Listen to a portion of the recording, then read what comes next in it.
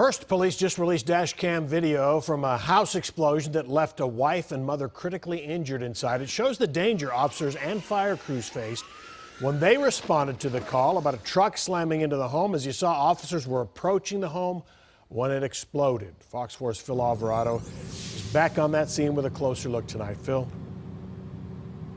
Steve, well, the explosion tore the house apart and the fire did the rest. You've seen the surveillance video from across the street. Now this dash cam video shows exactly what it's like to have been standing next to the explosion. The video from Officer Travis Heiser's dash cam shows what a close call it was. Watch again in slow motion as Officer Heiser parks his police vehicle and starts to walk across the lawn. The house explodes and knocks him back to the curb as debris flies past his head. Neighbors are stunned by the video. Well, there was two of them. The one in the front, he was okay, but the guy behind him was out of his vehicle, walking toward the house. Another 10 steps. He might not have been with us, or he'd been burned real bad. Surveillance video from a neighbor shows a different view of the explosion ripping the house apart. Officer Heiser described what it was like to be so close.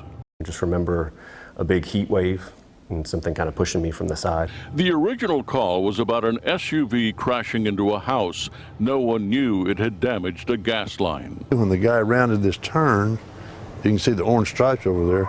He said his brakes failed. You can see the orange stripes where he ran across Bill's yard. I saw that car sitting in that house. That house was just burning like crazy, and that car was there.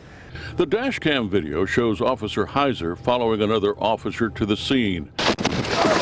As bad as the explosion looks, Officer Heiser had only minor injuries.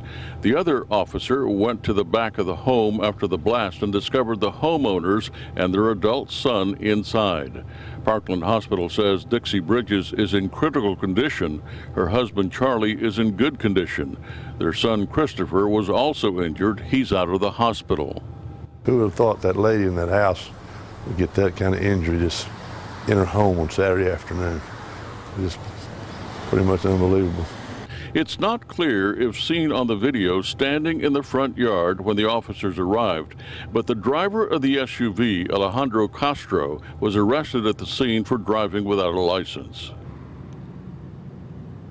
The driver of that SUV remains in ICE custody, and he's being held on an immigration hold.